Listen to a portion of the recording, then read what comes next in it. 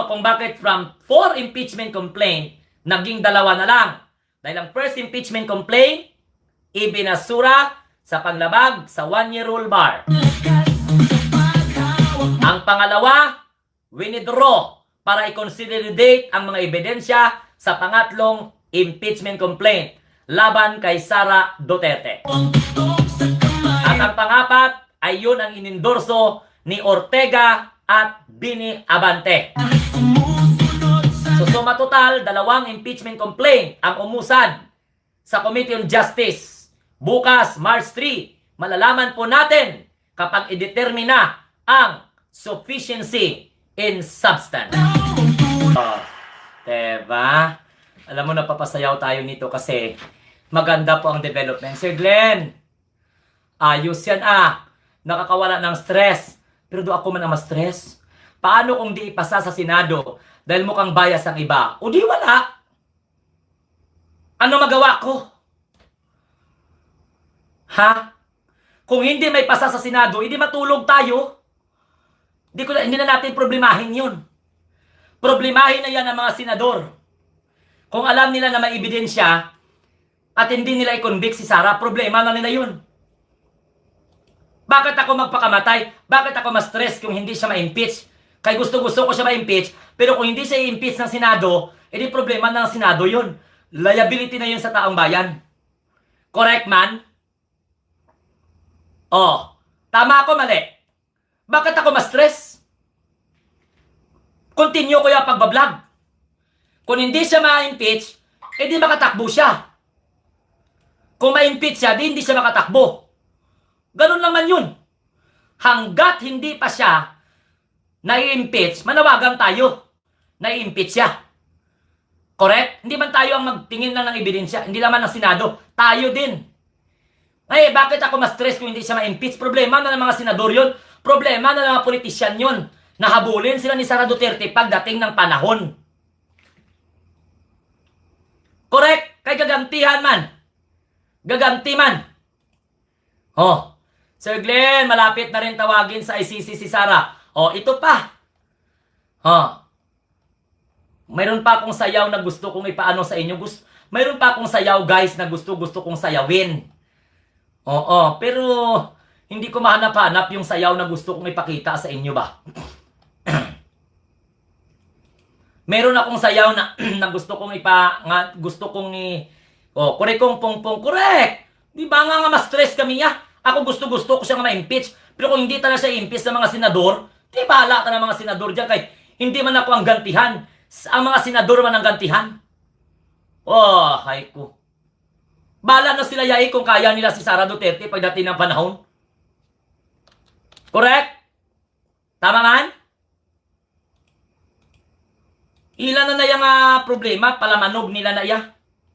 Meron akong sayaw na gusto kong sayawin, hindi ko makita, hindi ko mahanap-hanap ba? Kung saan yung gusto ko na tingnan yung sayaw na hindi ko makita ba? Ang ganda pa naman ng sayaw na yun. Diyan sila matatahimik, buong pamilya nila sa mga ginagawa nila. Correct! Pero apektado ang taong bayan kung may katotohanan ng bintang. Exactly! Dapat yan ang maisip ng mga senador. Yan ang maisip ng mga congressman. Yan ang congressman na yan. Pag hindi nila ituloy yan, nako, Santissima Trinidad, sila ang mamumroblema dyan. Oh, dyan pa ba kayo, man? Dyan pa ba? Hindi ta na mag-send. Nimal talaga. Oh, nood kami now, Sir Glenn, 24 oras. Maraming salamat. So, yun po, mga kamunting tinig. So, ayan na. Na-discuss ko na sa inyo, my life nga ni. Oh. Shout out, hawak ko ang beat, Sir Glenn. Viral na sayaw ngayon, correct? O, yan ang sinayaw ko kanina. No? Yan ang sinayaw ko kanina. Mimi Ventura, shout out po. Good afternoon. So, did you enjoy our discussion?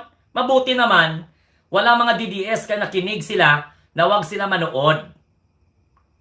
Kaya hindi man sila makaintindi kapag ganito po ang pag-uusapan.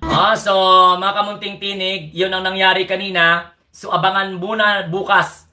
Abangan natin bukas kung ano ang mangyayari kapag i-determine ang impeachment complaint, kapag i-determine ang sufficient in substance. Alam mo, si Laila de Lima, pasaway din itong tiguwang na tuba. Iniinis niya si Sara Duterte dahil ang mga ebidensya nilagay ni Laila de Lima sa maleta. Ang ebidensya laban kay Sara Duterte sa impeachment complaint na inahain laban sa kanya, nilagay ni Laila de Lima sa maleta. Ang mga DDS yung mga chismosa, dapat kantahan ito sila para manigas sila.